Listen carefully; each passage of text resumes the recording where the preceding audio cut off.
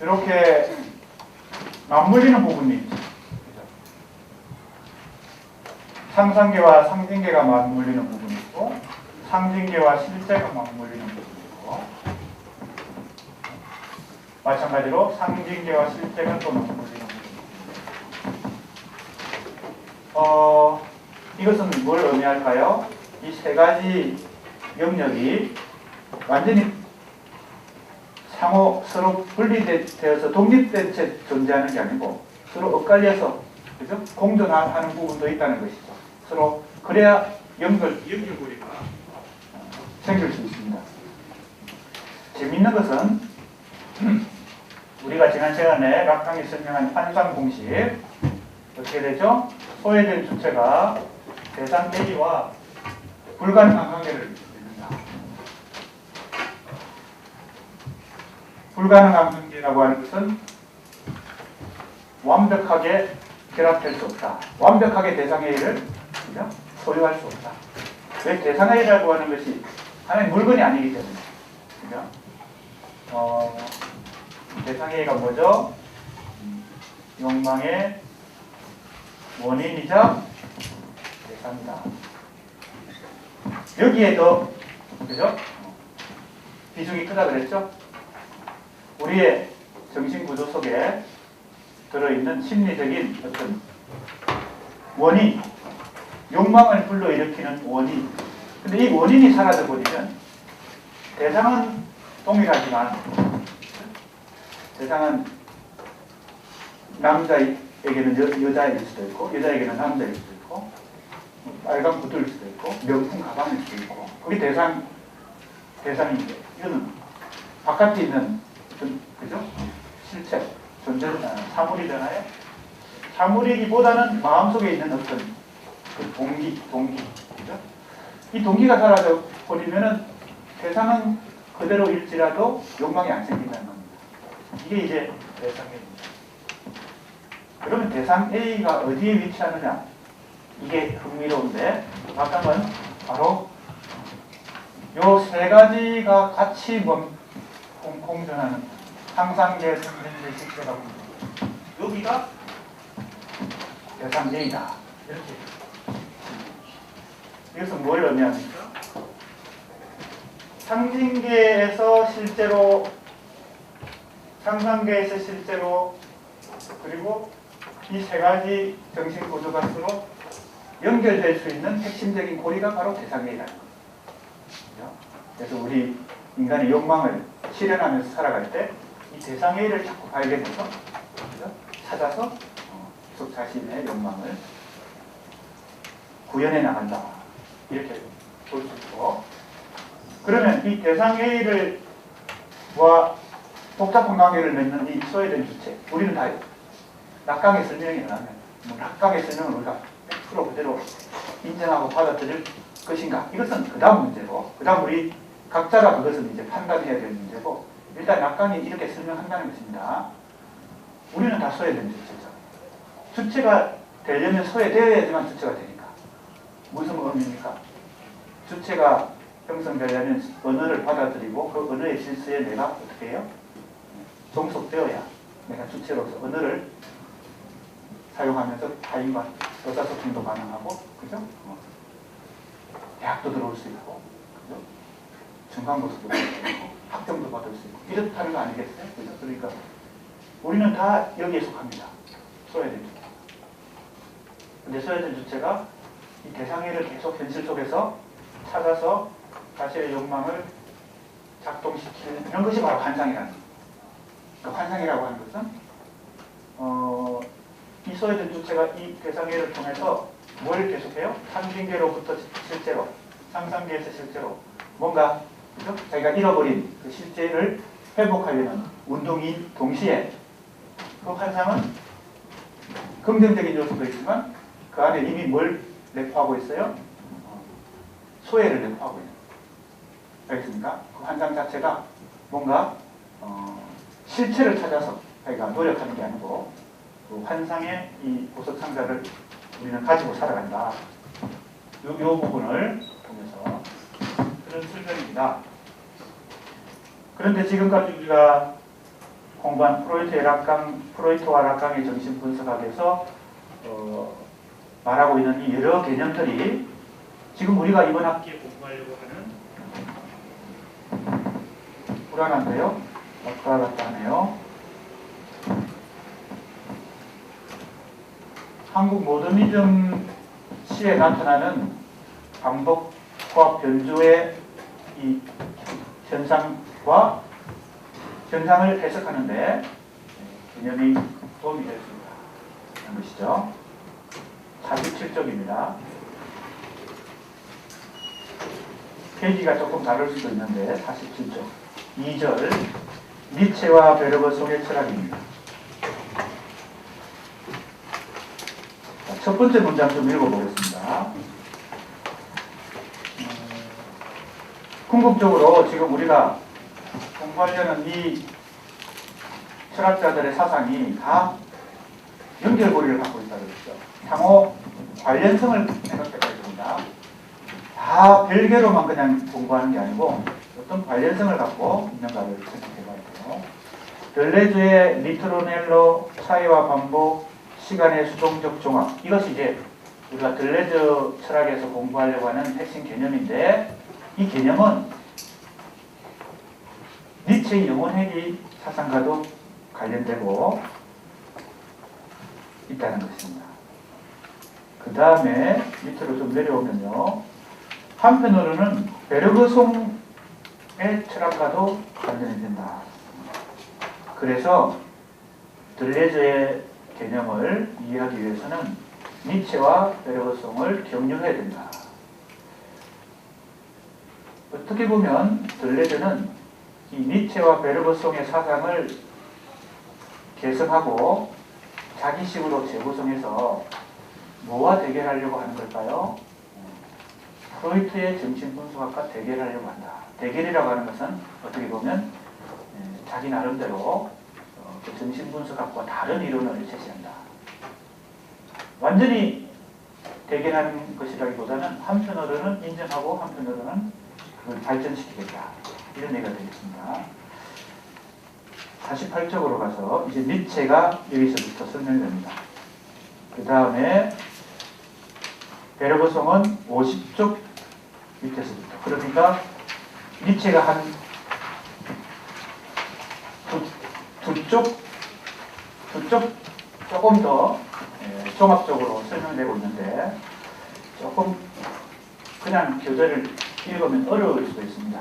역시 마찬가지로 강의를 통해서 핵심을 쉽게 설명하도록 하겠습니다.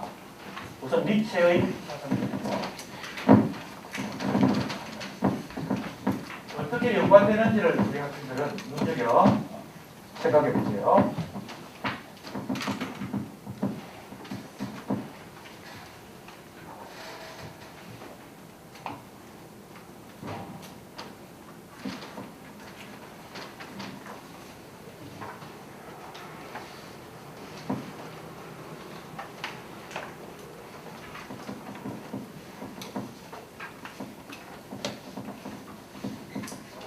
이걸 중심으로 설명하려고 하는데, 하나를 더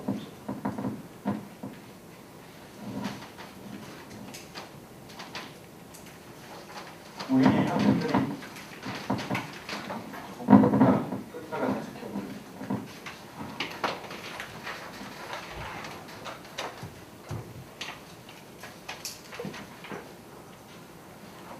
우리 학생들이 니체의 사상 중에 가장 많이 알고 있는 개념은 신은 죽었다라는 문장인데, 이 신이 무엇을 뜻하느냐, 이걸 이해하면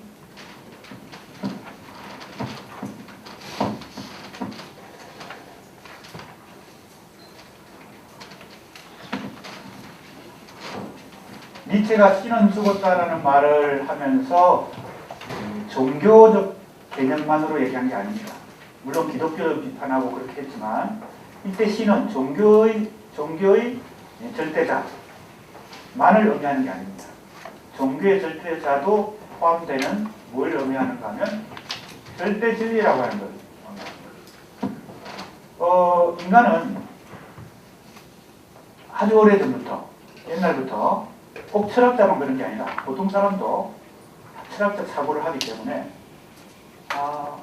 우주의 가장 기본 원리, 인생의 가장 기본 원리, 즉 그걸 한 단어로 진리라고 보통 얘기하죠. 그 진리를 알고자 하는 욕구가 있습니다. 지적 욕구가. 그걸 우리가 그래서 철학이라는 학문이 생겨난 거 아니겠어요? 필로소피, 지혜에 대한 사랑. 그런데 철학자마다 내용은 다르지만 목표는 똑같다는 거죠. 절대 진리를 다 알고자 했다는 겁니다. 예를 들면 플라톤은 그 절대 진리가 이데아다. 그죠? 영원하고 불변하는, 그죠? 절대 진리가 있다. 이데아 세계가 있다. 현실은 그것을 모르는 것이죠. 그건 절대적이지 않고 그래서 현상이라고 하고 우리는 본질이라고 하고, 그죠? 현상론. 이게 이제 서양 철학의 기초를 이룬 거 아니겠어요? 그래서 많은 철학자들이 해결 같은 경우는 절대정신이라는 게 있다. 변증법적 운동을 통해서 최종적으로 절대정신에 도달할 수 있다. 그게 절대진리거든요. 칸트는 칸트대로, 그죠? 데카르트는 또 데카르트대로. 다 용어는 달랐지만 나름대로는 다 그게 절대진리라고 생각하고 그걸 추구했죠. 그것만 알면 어떻게 돼요? 나머지는 다 해결이 되는 것이죠. 왜? 만병통치약입니다. 종교도 그 중에 하나죠. 절대 진리를 추구하는 인간의 여러 가지 방식 중에 하나겠죠. 물론 이제 종교와 철학의 관계를 쉽게 얘기할 수는 없고 종교의 차원을 우리가 학문적 차원에서 쉽게 얘기할 수는 없지만 신은 죽었다는 것은 니체가 기존 서구 철학의 이 오랜 역사, 가장 오래된 역사의 기본 철학의 원리를 뭡니까? 비판하는 것이다. 기본적인 철학의 원리가 신이 있다는 것입니다. 절대 진리가 있다는 것입니다. 사람은 다 그걸 찾으려고 노력해서 그것만 찾으면 다 해결된다고 생각했는데 이게 없다라고 얘기하는 것이 신은 죽었다라는 개념입니다. 그래서 우리가 이걸 종교적 절대자라고만 생각하면 굉장히 축소돼 버립니다. 그러면 어떻게 됩니까? 모든 인간의 지식과 그죠? 사고의 작용은 철학적 사고는 뭐일 뿐이에요? 하나의 관점일 뿐입니다. 절대 진리가 없다는 말입니다. 간단히 얘기하면 어떤 사람이 주장하는 그것은 하나의 그 사람이 본 관점에서 해석하는 것 뿐이지 그것이 시간과 공간을 초월한 절대 진리는 있을 수 없다라는 것이 니체 철학의 시작이에요. 니체 철학은 거기서 시작해서 거기서 끝나는 것입니다. 그렇게 되면 모든 것은 어떻게 돼요? 금방 얘기했죠? 자 보세요. 48쪽 이제 니체가 설명되기 시작하는데 이렇게 문장이 시작합니다. 니체는 철학적 활동을 해석적, 예술적 활동으로 이해한다. 이 말은 뭡니까? 이때 해석과 예술이 중요한데 철학은 진리에 대한 탐구가 아니고 하나의 해석 작업이다. 다른 말로 하면 예술 작업이다. 우리가 문학과 예술은 진리 추구가 아니잖아요. 예술을 추구하는 거잖아요. 거기에는 절대 진리라고 하는 걸 누구라도 주장할 수 없는 것이 예술인데 그러니까 철학도 이제는 예술의 하나다. 해석의 일종이다.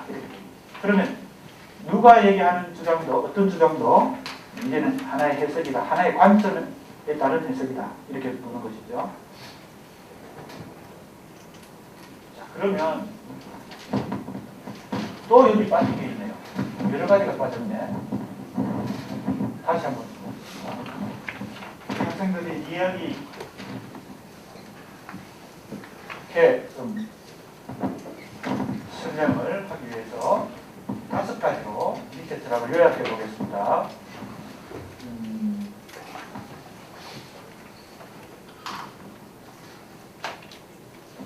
이 5가지가 니체 철학의 핵심인데, 자, 그렇게 되면 니체가 그렇게 비판했음에도 불구하고 인간들은 절대 진리를 자꾸 추구하죠. 왜 그럴까요? 니체가 볼 때는 그게 약자의 논리라는 겁니다. 절대 진리는 자기가 못 가지고 있기 때문에 절대 진리를 외부에서 찾아야, 뭐 종교도, 니체가 생각할 때는 종교도 그렇다는 거죠. 절대 진리라고 하는 것을 외부에서 찾아야 자기가 어떻게 돼요? 그게 기댈 수 있으니까. 자기 스스로는 강한 사람이 못 되기 때문에, 스스로는 유한한 약자이기 때문에 약자의 논리로서 이 진리를 외부에서 찾는다는 겁니다. 자, 그러면 이걸 부정하면 절대 진리가 외부에도 없다. 신은 죽었다. 이렇게 하면 당연히 어떤 현상에 빠지겠어요? 허무에 빠지죠.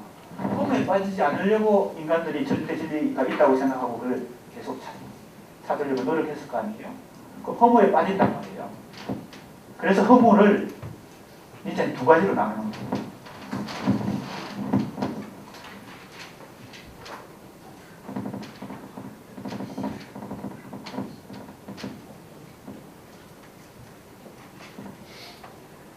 능동적 반대는 수동적이죠. 소극적이 아니고. 수동적 허무주의는 조금 전에 얘기했듯이 실제 절대 진리가 있다고 믿는 사람이 그것을 찾을 수 없어서 허무에 빠진 경우입니다. 이것은 니체가 부정적으로 생각했어요. 근데 능동적 허무주의는 뭐냐? 절대 진리가 없다는 것을 스스로 확인한 후에 그럼에도 불구하고 인생은 살만한 것이다 라고 긍정하는 것이죠. 뭘 긍정하는 거예요? 허무 자체를 긍정하는 것이죠. 절대 진리가 없다는 것 자체를 긍정하는 거예요. 절대 진리가 있다는 걸 다른 말로 하면 모든 것을 인과관계로 설명하고 필연성을 가지고 세상을 설명하려고 하는 것입니다. 제가 가끔 듣는 예가 있는데 친구 세 사람이 아주 맑은 가을 날에 북한산을 등산을 했는데 갑자기 악천후가 기후가 나빠지고 뭡니까? 번개가 치고 천둥이 쳐가지고 그 세 사람이 등산을 한 중에 번개가 떨어졌어요. 근데 그 중에 세 사람 다 번개를 맞았는데 한 사람만 죽고 두 사람은 살아남았어요. 왜 그 사람만 죽었냐? 그죠? 우리는 이 인과관계와 필연성을 가지고 절대 진리를 확신하는 사람들은 그걸 설명해야 돼요. 그래서 종교에서도 그걸 자꾸 설명하려고 하고 인간들도 논리적으로 설명하려고 하니까 어떻게 설명해요? 그 사람은 평소에 악행을 많이 저질렀거나 마음속에 나쁜 생각을 많이 가지고 있어서 그런 천벌을 받았다. 이렇게 설명하려고 하죠. 그런데 그건 인과관계에 대한 필연성을 찾으려고 하니까 그렇지. 사실은 어떤 거예요? 우연히 그 사람이 죽은 거죠. 세 사람 중에 우연히 두 사람은 살고 우연히 한 사람은 죽은 거죠. 그러니까 그 능동적 허무주의는 다른 말로 하면 세상의 우연성을 수용하는 것, 받아들이는 것입니다. 인생에 절대 진리가 없고 허무하다는 것 자체를 긍정하고 받아들이는 사람은 불행한 일도 그죠? 그것을 웃으며 즐길 수 있다 이런 것입니다.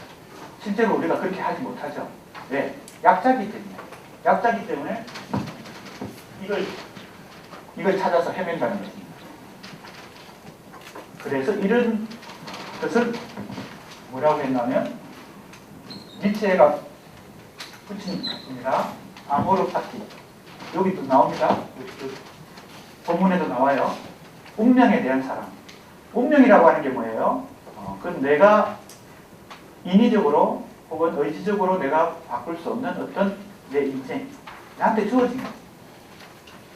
내가 21세기에 그 많고 많은 나라 중에 대한민국에서 태어날지 어떻게 알았겠습니까? 내 의지로 선택한 게 아니고 부모도 내가 선택한 게 아닌데 그게 운명이잖아요. 그죠? 하지만 그걸 긍정적으로 받아들입니다. 이게 허무주의 중에서도 능동적 허무주의다. 그죠? 이것이 이제 니체가 이것에 대안으로 진리가 없는 것에 대안으로 주장하는 거죠. 그렇게만 할 수 있으면 그죠? 자기 운명을 사랑하고 최대한 안 빗맞도 그냥 즐겁게 사는 게 아니고 그 다음 어떻게 해야 되겠어요?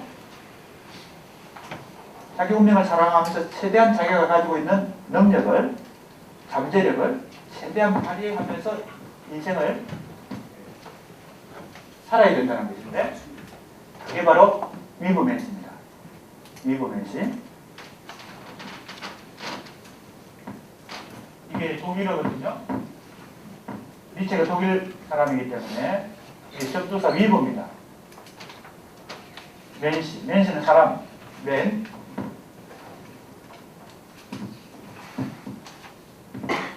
내가 한번 설명한 것 같은데, 위브 하는 이 접두사는 넘어가다 이렇게 씁니다. 넘어가다. 위브.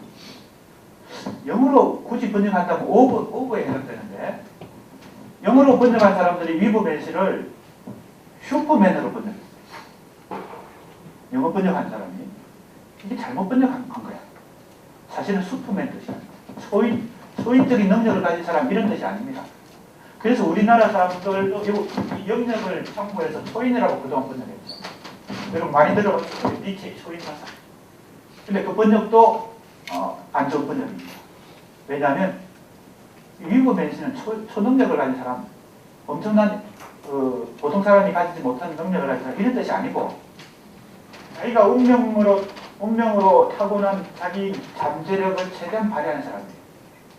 그것만 최대한 발휘해도 대단한 일을 할 수 있어. 다 그 잠재력을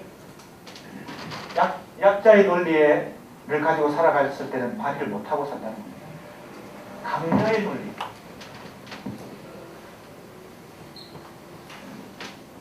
이렇게 되는 거죠.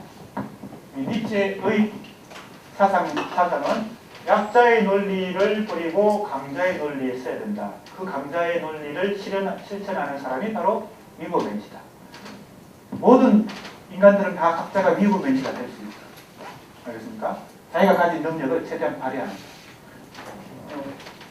절대 진리를 자꾸 기대려고 하는 사람은 약자의 논리에 서 있는 사람이고, 자기가 가지고 자기 내부에 있는 힘을 최대한 발휘하면서 인생을 살아가는 사람은 강자에 속한다. 그 강자의 이름이 위브맨시입니다.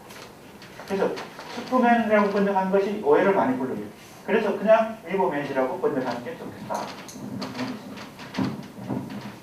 그럼 위브맨시의 가장 기본 속성이 뭐예요? 자기가 가지고 있는 힘을 실천하는 사람이에요. 그 힘이 바로 여기 나옵니다. 이 위브맨시의 속성이에요. 위브맨시는 항상 자기 힘을 최대한 발휘하려고 노력한다. 여러분들 그냥 막 살아온 것 같지만, 그냥 쉽게 살아온 것 같지만, 지금까지 인생에 중요한 순간마다 최선을 다해 살아왔어요. 수능 볼 때도 최선을 다했고, 곧 있을 중간고사도 최선을 다할 것이고, 그죠? 남자친구, 여자친구 만날 때도 최선을 다해서 선택하고, 그죠? 연애할 때도 최선을 다하고.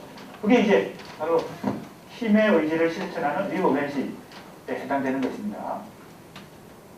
그럼 영혼회귀가 뭐냐? 이게 이제 어려운 거죠. 이것은 니체 그 전집이 나와 있습니다. 우리가 앞에서 공부한 사상가들 중에 프로이트 전집이 지금 나와 있고, 니체 전집도 나와 있는데, 니체는 또 독특하게 글을 쓰기 때문에, 에세이식으로 글을 쓰기 때문에, 이 영혼회귀 사상이 잘 나타난 책은 이게 딱 정립 논문식으로 쓰지 않고 그냥 수필식으로 글을 써요. 그래서 뭐 소설처럼 쓰기도 하고, 자라투스트라는 이렇게 말했다에 이 영혼회귀 사상이 좀 나오는데, 딱 이렇게 정의식으로 논문식으로 정의를 하지 않았기 때문에 이 사상에 대해서 많은 사람들이 해석을 다양하게 했어요. 지금까지 해석이 아주 풍부해요. 그래서 이것이 과연 뭐냐, 우리 본문을 통해서 좀 살펴보도록 하겠습니다. 이런 기본 설명을 토대로 본문을 좀 읽어봐야 이해가 도움이 될 것 같습니다.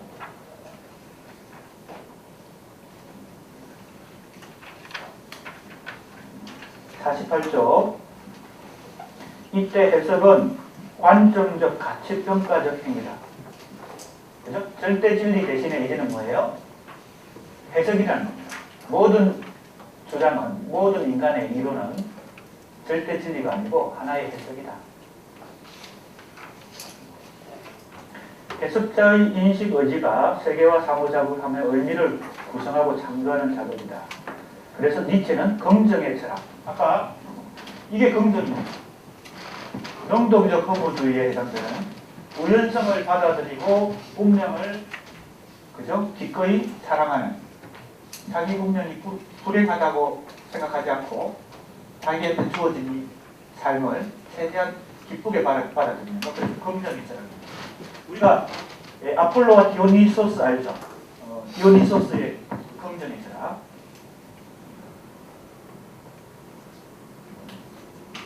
48쪽 마지막 줄입니다. 니체는 디오니소스적 긍정의 주체로, 그죠? 이 디오니소스적인 긍정, 이게 바로 다른 말로 하면 아모르 파티, 운명입니다. 그게 어디 나오냐면 49쪽 위에서 셋째 줄에 나오죠? 운명에 대한 사랑. 우연적으로 주어진 거지만, 그죠? 자기 삶 자체를 사랑하는 것이죠. 그래야 뭐예요? 긍정이 나오고 그 긍정 속에서 뭐가 가능해요? 자기가 가진 힘을 최대한 발휘하는 위버맨시가 가능해요. 그런 얘기입니다. 니체는 디오니소스적 긍정의 주체로 위버맨시를 제시하고 이 위버맨시의 존재를 가능하게 하는 어떤 원리를 영혼회귀라고 보는 것입니다. 영혼회귀는 좀 이따가 다시 살펴보겠습니다. 위버맨시적 존재로의 변화는 곧 인간의 자기 긍정의 표현이며 운명에 대한 사랑이다.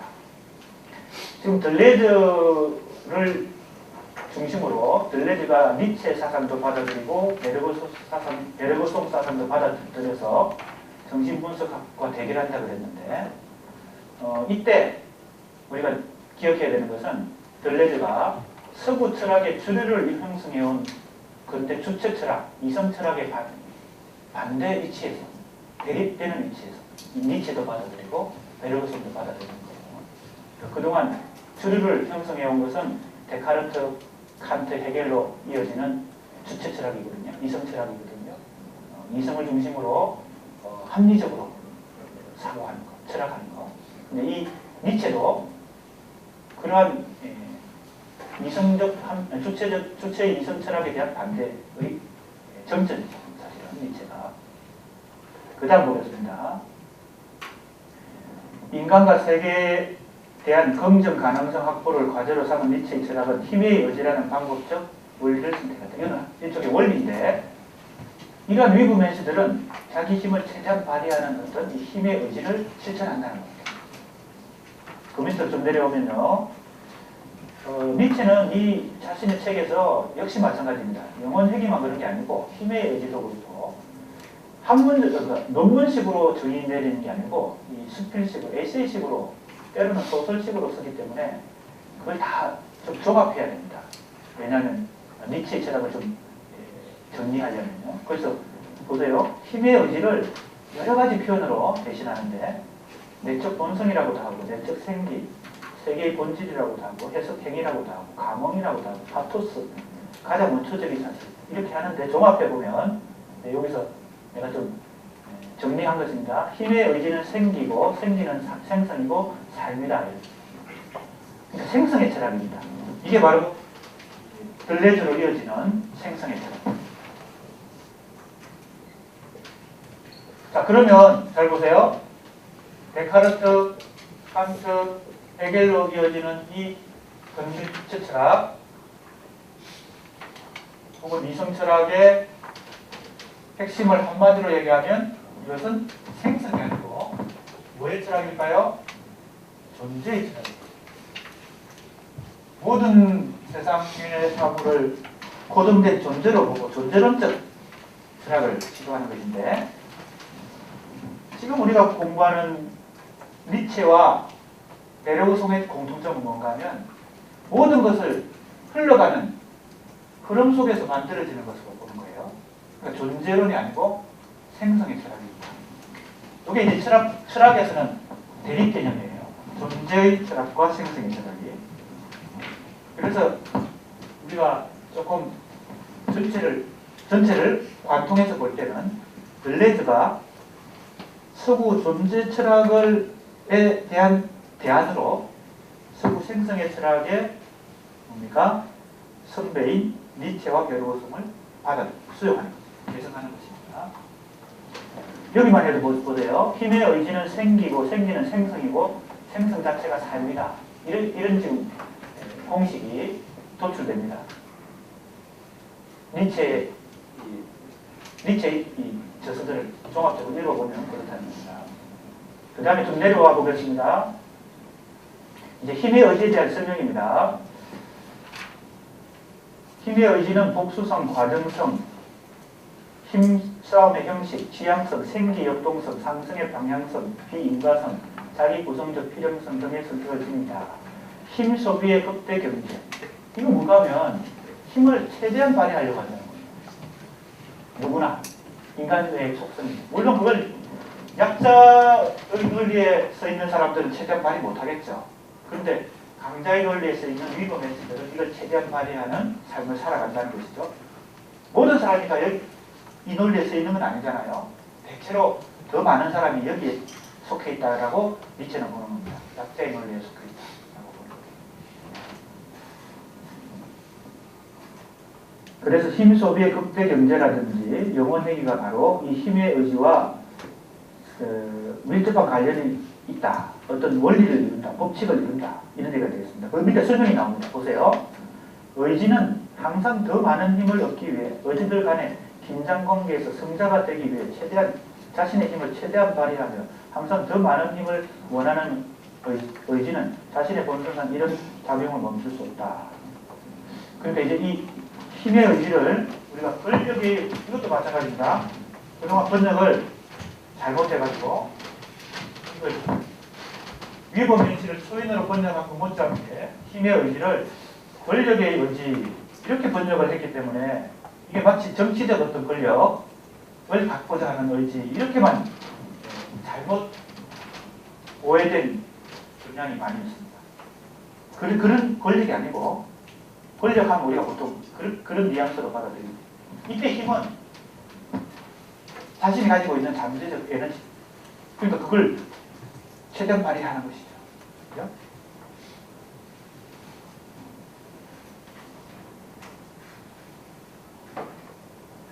또한 의지의 힘은 항상 자신의 본성으로 되돌아온다. 이게 영원핵이다. 이렇게 이제 해석할 수가 있습니다. 영원핵이라는 게 우주 역사가 되돌아온다. 역사가 반복된다.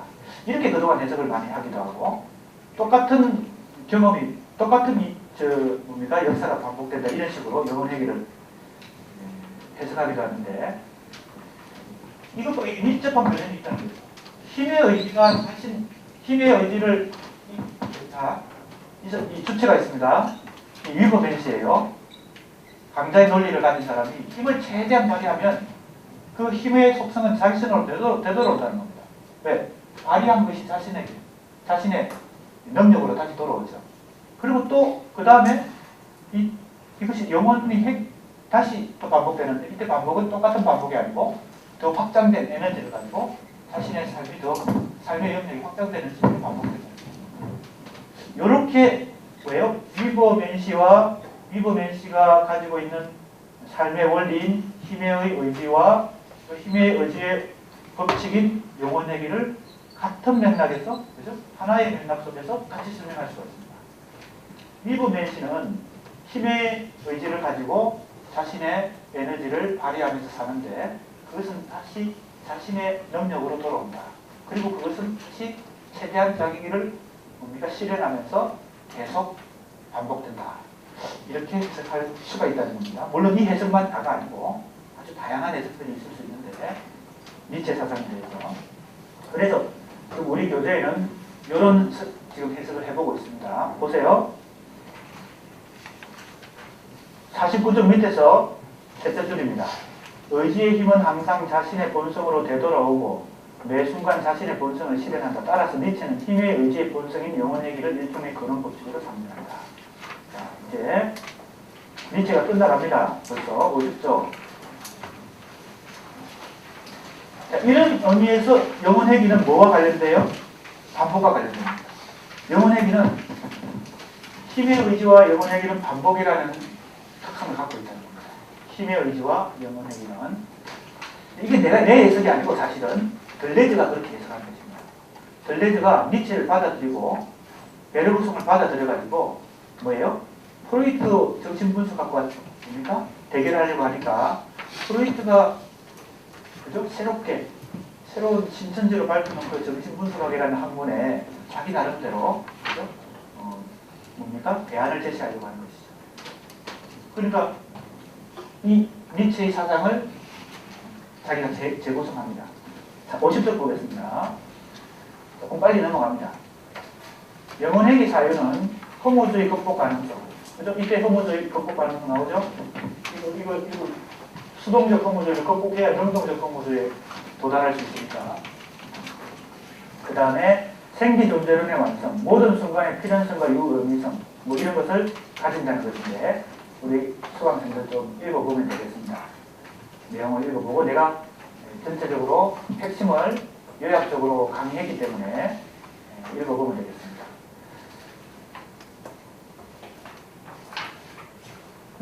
그 중에 한번 확인하고 넘어가야 될 것은 50쪽 위에서 5대 줄입니다. 6대 줄 볼까요? 힘의 의지의 영원회귀는 뭐가 영원회귀 한다고요? 힘의 의지가 영원회귀 한다는 거예요. 다른 게 아니고 힘의 의지라는 이 속성 자체가 위법인 시들에게는 이 힘의 의지가 계속 반복적으로 영원회귀 끝이 없다는 것이죠. 왜 그럴까요? 힘의 의지는 완성이 없습니다. 완벽한 힘의 의지가 실현된 단계는 있을 수 없거든요. 끝까지 자기 힘을 발휘하기 때문에 그게 바로 무슨 생각이에요? 끝나지 않는다는 것이죠. 이것은 고정된 상태로 사고를 보는 것이고 인간도 존재로 보고 세상도 우주도 존재로 보는 것인데 이건 생성으로 보기 때문에 우주 전체가 계속 만들어지고 있는 과정 속에 있죠. 그렇기 때문에 영원의 이것도 이 힘의 의지라고 하는 이 원리가 끝없이 영원하게 한다는 겁니다. 생성의 철학. 거기 보면요.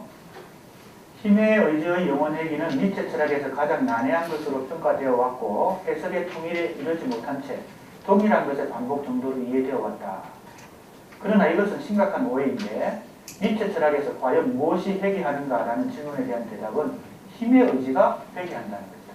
이게 이제 아까 내가 설명한 것이죠. 이게 내가 여기 각주를 다 붙여놨습니다. 각주. 순수한 내 생각이 아니고 니체 전공자인 백성령 선생의 저서에서 내가 여기다가 인용한 것입니다. 각주가 붙어 있습니다. 자세히 보면요. 즉 힘의 의지는 힘의 의지라는 자신의 본성으로 영원히 회귀한다. 물론 다른 해석도 많이 있습니다.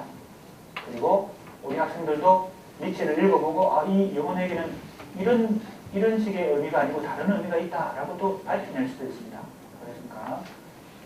자, 이제 니체 철학에 대한 내용을 마무리하고 베르그송으로 넘어갑니다. 베르그송의 철학은 50쪽입니다. 잠재적 무의식 개념을 통해 확장된 창조적 생성의 존재론을 말할 수 있다. 이때 무의식이 중요한데 첫 번째 개념 하나하나씩 살펴보겠습니다. 첫 번째는 잠재적 무의식이에요. 베르그송이 활동하던 당시에 프로이트도 활동했습니다. 동시대에. 근데 프로이트가 바로 무의식을 발견하고 그것을 정신분석학이라는 학문으로 개척했다고 우리가 알고 있잖아요. 베르그송도 인간의 무의식 개념을 관심을 가졌습니다. 그런데 프로이트의 무의식 개념과 베르그송의 무의식 개념은 내용이 달라요. 단어는 똑같이 무의식이지만 아예 다릅니다. 그래서 우리가 그 점을 유념하면서 공부해야 되겠어요. 순수 생명, 순수 과거, 순수 기억 등은 현실적 경험의 신청적 배후에 존재하며 존속하며 여기서 역시 강의를 통해서 조금 쉽게 기본 베르그송의 사상을 역시 이해하고 본문을 읽어봐야 이해가 됩니다.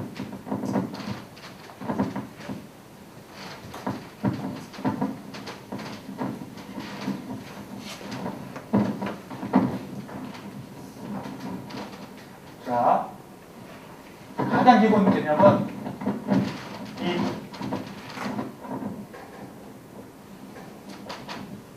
베르그송 이게 잘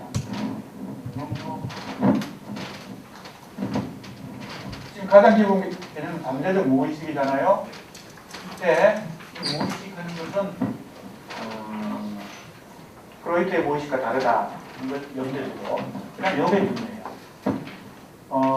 베르그송에게 있어서는 이 개념 잠재성,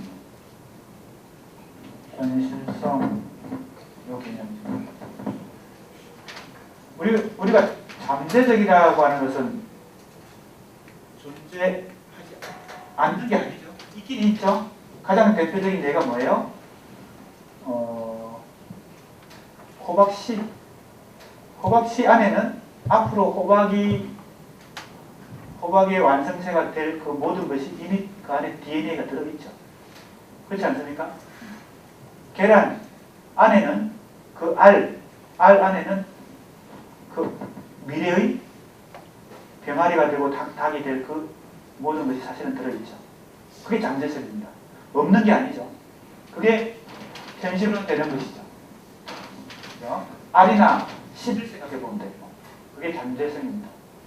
근데 이건 눈에는 안 보이죠. 무슨 말인지 알겠습니까? 그러니까 이 잠재적 무의식은 우리 인간이 정신작용을 한다. 제일 먼저 지각작용을 하고 그 다음에 감성의 작용을 하고 그 다음에 오성의 작용을 하죠. 이렇게 현실 속에서 일어나는 어떤 인간의 인지 과정, 이거는 생물학을 통해서도 우리가 확인할 수 있고 우리가 경험을 통해서도 확인할 수 있는데 외부의 사물을 내가 시각적인 감각을 통해서 시각하고 또 감성적으로 받아들이고 최종적으로 머리로 그죠? 확인하는 것, 인지하는 과정은 이게 현실 속에서 일어나는 과정입니다. 그런데 눈에 보이지 않는 이 잠재적 인간의 능력이 이것을 이 현실에서의 이 인간의 능력, 인지의 능력을 가능케 하는 요 영역이 바로 잠재적 무의식의 영역입니다. 다른 말로 하면 이게 없으면 이게 가능하지 않죠. 그래서 간단히 얘기하면 베르그송은 자 이제 아주 우리 학생들이 쉽게 이해할 수 있도록 내가 설명하는데 서구 근대 철학에서 인간의 이 현실적 능력을 대표적으로 시각 능력, 감성의 능력, 오성의 능력이 어떤 조건에서 가능한가를 연구한 대표적인 근대 철학자가 있어요. 그게 누구예요? 칸트입니다. 칸트의 대표적인 저서가 3권 있어요. 뭡니까? 제일 첫 번째, 인간이 이성을 어떻게 발휘하는가. 순수 이성 비판. 그 다음에 인간의 윤리적인 행위를 어떻게 칸트의 바로 비판서들 첫 번째 순수 이성 비판, 실천 이성 비판, 판단력 비판. 다 우리나라에 번역되어 있고 오래전부터 아주 유명한 책들이죠.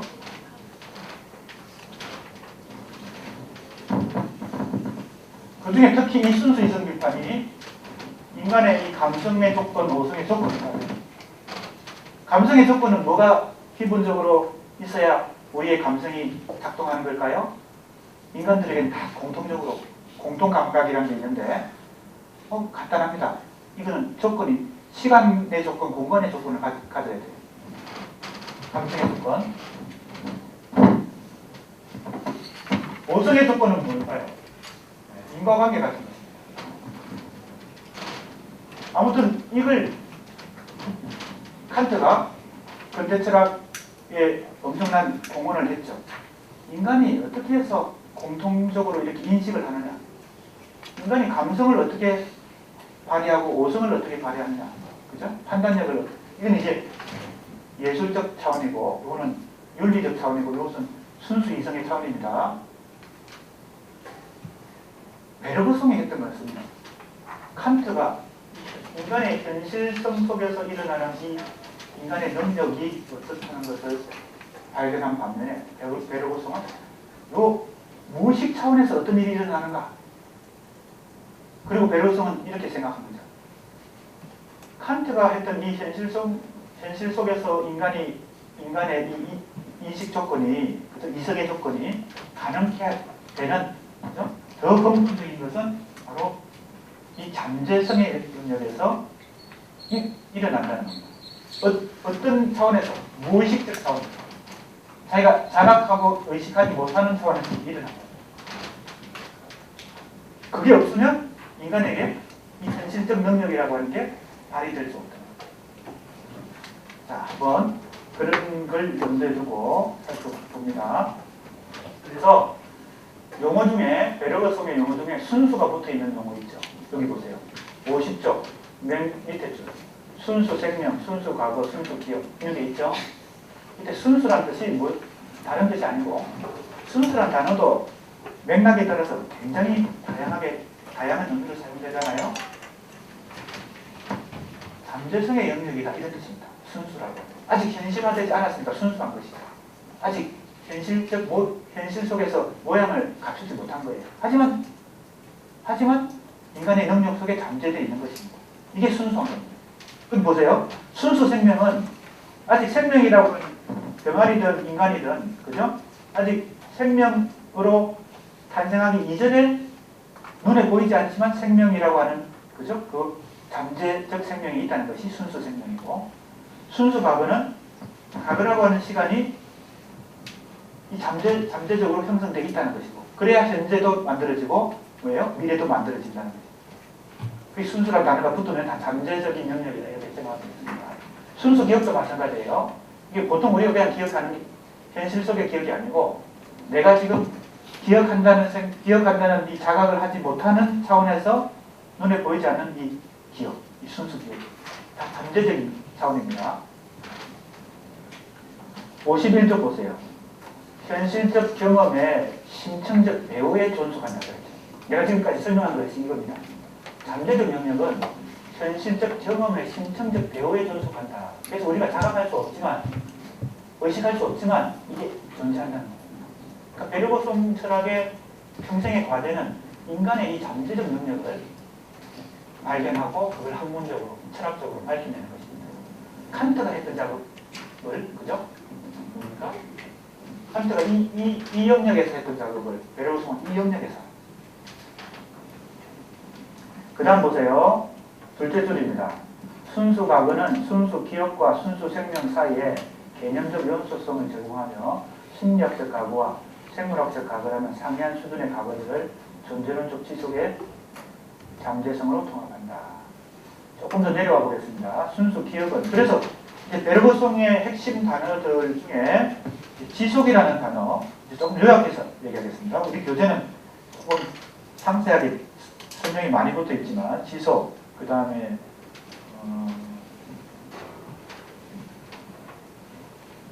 맨 먼저 잠재적인 의식. 어디 있냐면요.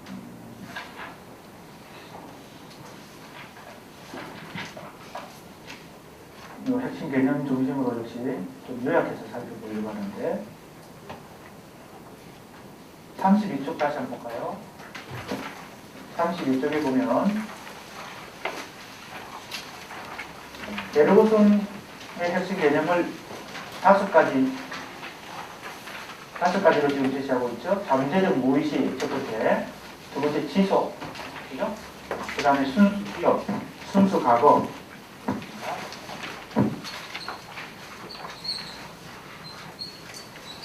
그 다음에 최종적으로 뭐예요?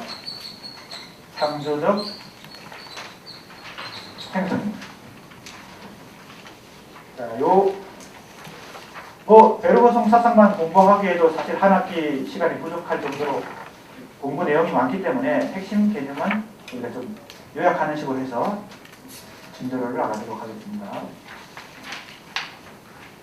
51쪽에 나옵니다. 순수 기억이 뭔지 나옵니다. 51쪽 위에서 7줄. 순수 기억은 실천적 유용성과는 무관하게 그 자체로 보존되는 순수 과거를 의미한다. 둘 다 순수가 붙었죠. 순수 기억이나 순수 과거가.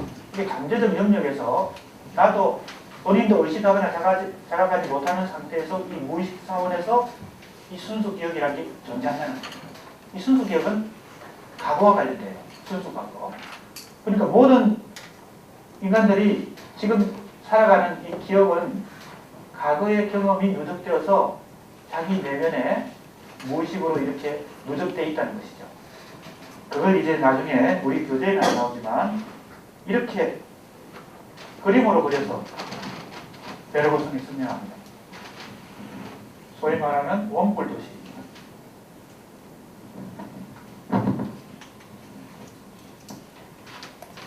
요게 우리가 생각하는 시간의 직선의 축이에요.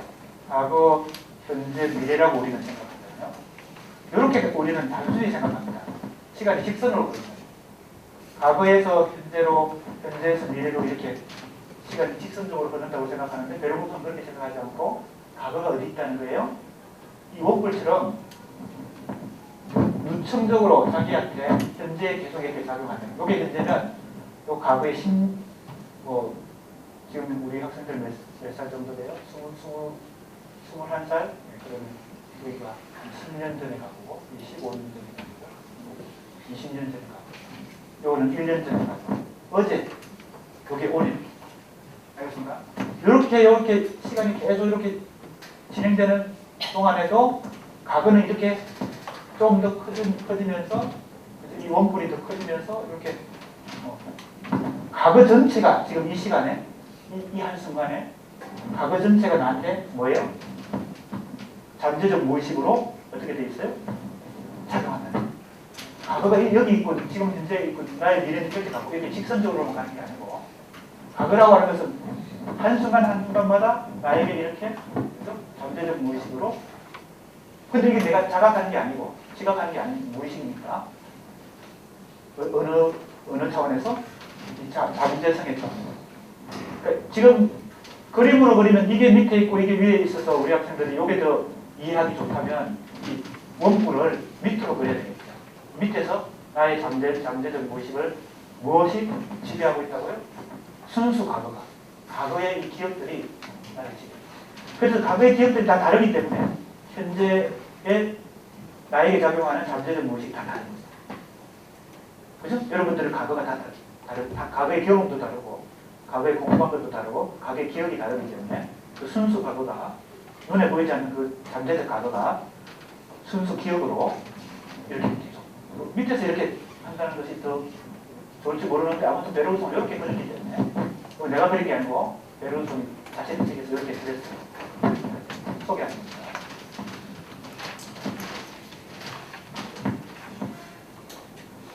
근데 저런 차원이 다 뭐예요? 이 차원에 있는 것이죠. 우리가 자각할 수 없는 차원에서 이미 작동하고 있다.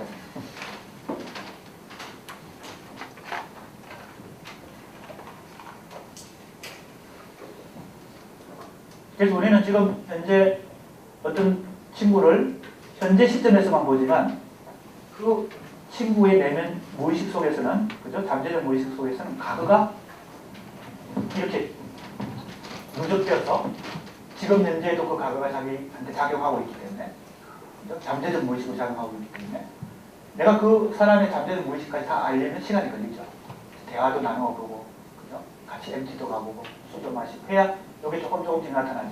지금 이 사람의 현재 이런 것이 그죠? 잠재적 무의식으로 있다는 것을 한순간에 파악할 수는 없죠. 그 다음 좀 보겠습니다.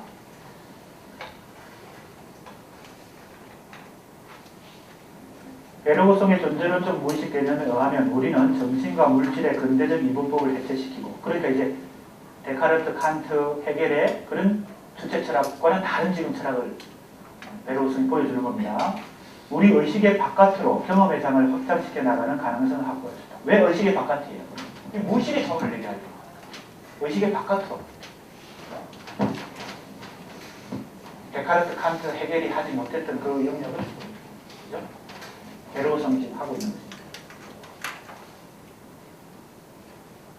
인간 안에 내재하는 생명의 잠재성은 자 이제 생명에 대한 얘기예요. 이게 어찌 보면은 생물학에서 얘기하는 유전과도 비슷한데, 유전이라고 하는 것은 내가 의지적으로 선택해서 결정하는 게 아니고 어찌 보면 결정되는 거잖아요. 수동적으로 내가 결정되는 거잖아. 부모로부터 아니면 그 이전의 조상으로부터 내가 유전자를 받아서 지금 나의 어떤 특성이 형성됐다면, 그죠? 그러니까 이 베르고성의 생각은 무의식, 지속, 순수, 기억까지 순수 가격까지 갔다가 이제 창조적 생성으로 가면 창조적 진화, 인간의 진화에 대해서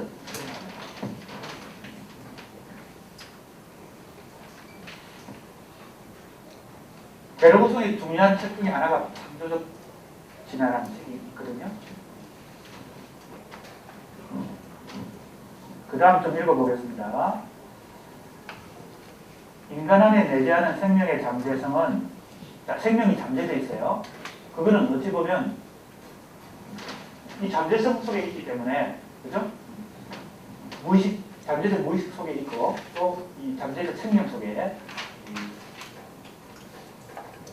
생명이 있기 때문에 창조적 진화의 가능성을 열어놓는다. 잠재적 무의식에서 기한과 수첩은 동등한 힘이 아니야. 이게 이제 베르고성의 대표 저서가 여러 번 있지만 그 중에 대표적인 게 물질과 기억, 그 다음에 창조적 진화, 이 두 번으로 생각할 수 있어요. 지금 창조적 진화 간단히 들었지만 여기 물질과 기억. 간단히 베르고성의 사상을 이렇게 설명할 수 있습니다. 물질의 차원과 기억의 차원, 이게 정신의 차원이에요. 물질은 이완하려고 하고 정신은 압축되려고 합니다. 이 두 가지 운동이 이 우주의 운동을 실현한다는 겁니다. 물질은, 그죠? 이게 자꾸 뭐예요? 흩어지려고 합니다. 확산. 물질의 속성은 확산이고 정신의 속성은 집중이에요. 근데 이 정신이 바로 여기에 해당되는 게 생명이거든요. 인간이 정신을 가진, 그죠? 이 생명을 가지고 정신을 가진 인간을 포함해서 모든 생명체는 집중하고 수축하려고 합니다. 반면에 모든 물질은 이완하고 흩어지려고 합니다. 이 두 가지 원리의 충돌에 의해서 우주가 한편으로는 팽창하고 한편으로는 수축해요. 이게 이제 베르고성이 우주를 보는 하나의 큰 틀입니다.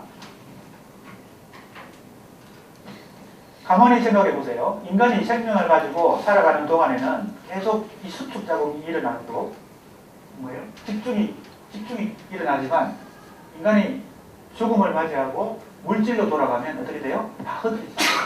집중이 안 돼요. 그러니까 인간이라고 하는 이 창조적 진화의 관점에서 보면 가장 기본적인 무기체에서 물질 단계에서 정신을 가진 생명이 탄생하고 이것이 창조적 진화를 통해서 인간이라는 고정동물까지 진화가 됐을 때 이 물질로부터 정신과 생명이 어떤 작용을 하기 때문에 인간이라는 지금 이 가장 고정동물의 이 능력, 시각적 능력, 아까 얘기했던 이 능력, 이게 칸트가 인간의 이 위대한 능력들을 연구한 거 아니에요? 시각 능력, 감정 능력, 이러한 단계까지 가게 되는 가장 기본 원리는 생명을 가진 혹은 정신을 가진 이 원리가 바로 뭐에 있다는 게 수축과 집중에 있다. 그런데 그 생명이 다시 사라지면 생명의 힘이 에너지가 사라지면 어디로 돌아갈까요? 이렇게 돌아가겠죠. 그죠? 다시 확산되는 겁니다. 물질로. 물질의 속성은 확산입니다. 그러니까 이 세상에 물질만 있다면 이게 우주과학하고도 관련될 수 있어요. 뭐 빅뱅 이론이라든지 여러 가지 이론. 또 뭐하고도 관련돼요? 굉장히 흥미로운데 프로이트의 죽음 충동하고도 관련돼요. 프로이트하고 베르고성은 전혀, 그죠? 무의식 이론을 완전히 별개로, 그죠? 연구하고 개발했는데 물론 뭐 서로 같은 동시대에 활동했으니까 서로 참고했을 수 있지만 베르고성하고 프로이트의 무의식 이론은 완전히 다른 세계지만 어떤 면에서는 이렇게 서로 통하는 면이 있어요. 프로이트가 이걸 바로 죽음 충동이라는 거 아니에요. 그죠? 지금 기억납니까? 우리 공부했는데 유기체가 무기물로 완전히 돌아가서 원소로 돌아가고자 그 욕구, 그 충동, 이걸 죽음 충동이다.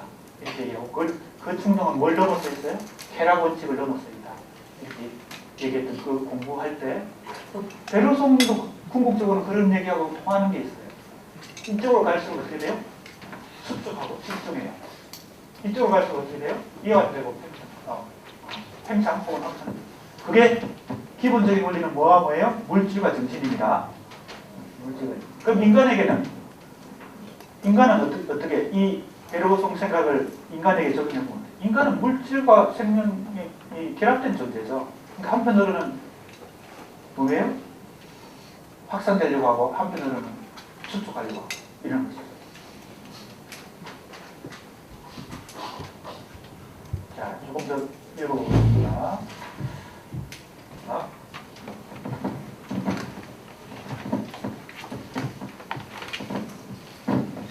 물질과 정신의 차이는 이거는 뭐예요? 확산, 수축.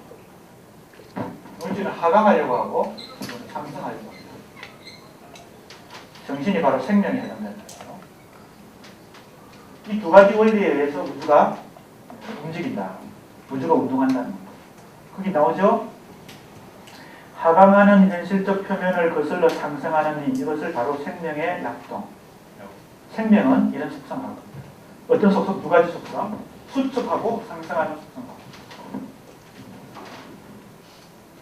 그러면 물질만 있는 세상에서, 그죠? 물질만 있는 세계에서 이 정신이라고 하는 것, 혹은 생명이라는 게 만들어졌을 때 그 원리는 뭐예요? 확산하고 하강하는 이 물질계에서 수축하고 상승하고 해서 정신이 생명을 만들어서, 그죠? 창조적 진화가 진행되어서 어디까지 왔다고요? 인간에게達成. 그럼 인간은 최고 단계이 뭐예요? 수축과 상승이 일어나는 단계죠. 베르그송 설명이 그렇다는 거예요. 베르그송이 세상을 이해하는 구도가 그런 것입니다. 그 다음 보세요. 그것을 이제 생명의 약동이다. 그러니까 우주 전체 혹은 세계 전체의 생명이 어떻게 탄생하고 어떻게 진행하는가를 굉장히 거시적인 안목에서 지금 통찰하고 있는 것이 베르그송 사상입니다. 어디서 시작했어요? 다 지워졌지만 잠재적 무의식이라고 하는 이론, 그 다음에 지속, 그죠? 지속, 그 다음에 순수 과거, 순수 기억, 이런 차원하고, 그 다음 또 하나의 차원은 바로 창조적 진화 혹은 창조적 생성 차원입니다. 그 밑에 물질은 실제의 현실적 표면에서 오로서 무한히 이완해가는 반복의 진화전. 물질, 인간의 정신과 생명이 없는 물질 자체의 세계를 놓고 보면 이것은 계속 확산해가는데 어떤 식으로 확산해가냐 하면 반복을 통해서 확산해요. 반복을 통해서 흩어지는 것입니다. 그러니까 물질 세계도 반복이 있는 것입니다. 무슨 말인지 알겠습니까? 물질 세계도 반복이 일어나요. 해가 뜨고 해가 지는 것도 반복이죠. 봄, 여름, 가을, 겨울이 가는 것도 반복이죠. 근데 생명이 없다면, 생명과 정신이 없다면 이 물질의 반복은 반복을 통해서 계속 흩어지는 겁니다. 계속 확산되고 흩어집니다. 알겠습니까? 물질에도 반복이 있고 정신에도 반복이 있죠. 정신의 반복은 뭐예요? 수축하고 상승하는 반복이에요. 자, 지금 여기서 왜 우리가 베르그송의 이 개념들을 여기서 공부하고 있습니까? 바로 이 둘 다 반복이에요. 그래서 베르그송이 두 가지 반복을 구분해요. 물질적 반복과 정신적 반복. 나중에 우리가 모더니즘 시에 나타난 반복을, 그죠? 분석하고 해석할 때, 이게 물질적 반복과 정신적 반복 중에 해석을 좀 해보려고 하는 것입니다. 이런 차원을 조금 참고해서 해석해보려고 합니다. 그 다음에 좀 넘어갑니다. 52쪽입니다. 오늘 55쪽까지 하면 될 것 같네요. 다음 시간부터는 결례제를 하면 되겠습니다. 54쪽.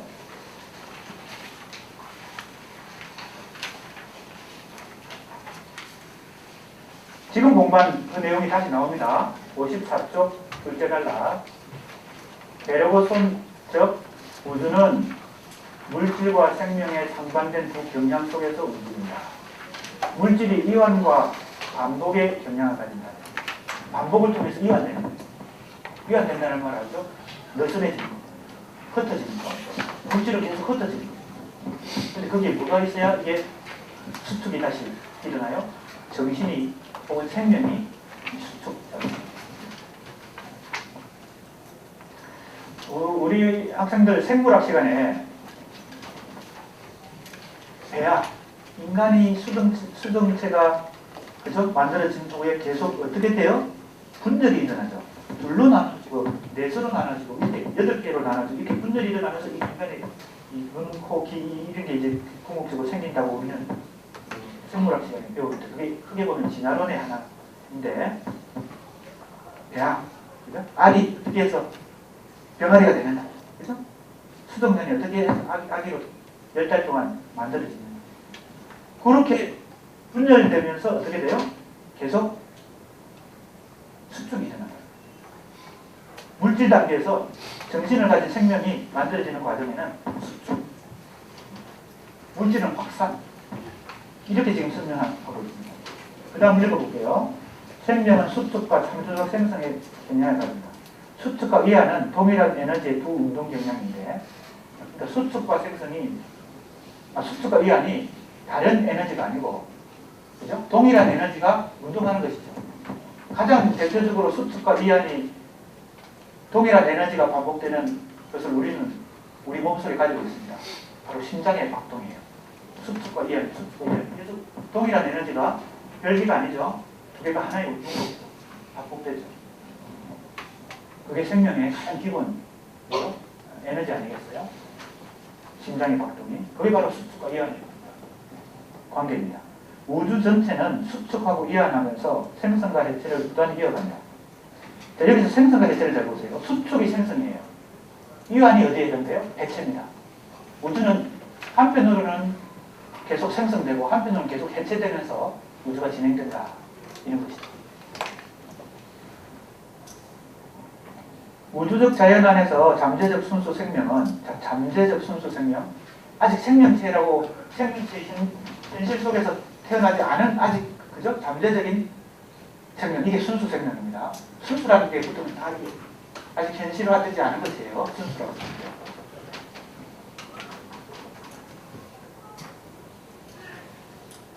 현실화하면서, 그런데 그게 잠재적인 순수 생명도 현실화하죠. 잠재적인 순수 과거도 현실로 그죠? 이제 나타나겠죠. 다 마찬가지인데, 잠재적인 순수 생명은 현실화하면서 물질과 결합한다. 그래야 뭐가 돼요? 순수 생명이라는 것은 아무 물질적 차원이 아닌 거예요. 그런데 그게 현실화되려면 이 정신의 차원 혹은 생명의 차원이 뭐와 만나야 현실화돼요? 물질과 만나요. 우리 인간도 이 물질, 그죠? 이 기관, 몸이라고 하는 이 물질과 정신이 만난 것이죠. 그래야 어떻게 돼요? 현실화 됩니다.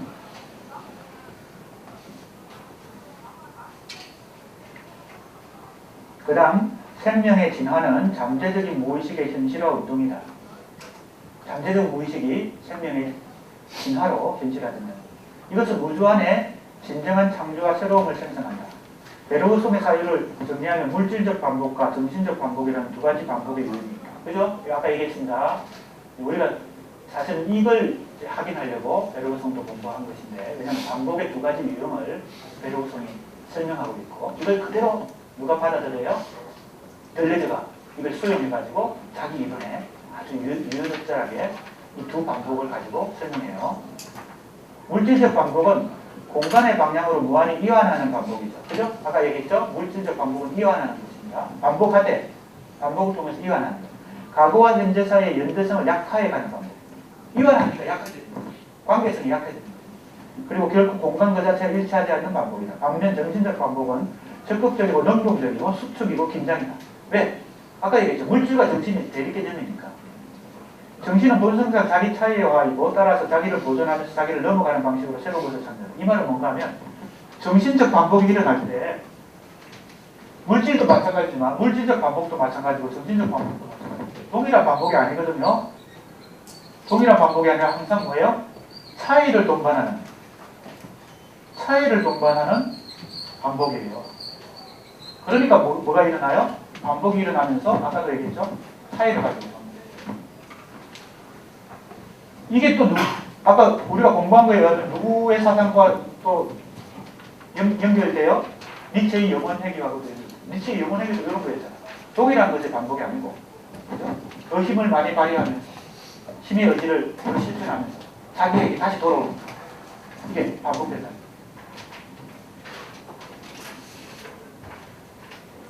그래서 여기 보세요. 여기까지 했습니다. 55쪽 둘째 쪽까지 했어요. 정신은 본성상 자기 차이가 중요합니다. 따라서 자기를 보존하면서 자기를 넘어가는. 그래 차이를 통해서 반복하기 때문에 어떻게 돼요? 생성이 일어나고, 그죠? 진화가 일어나고, 그러니까 새로운 것이 만들어진다. 이게 누구의 책의 주제, 전체 주제예요? 들레즈의 차이와 반복의 주제입니다. 차이와 반복.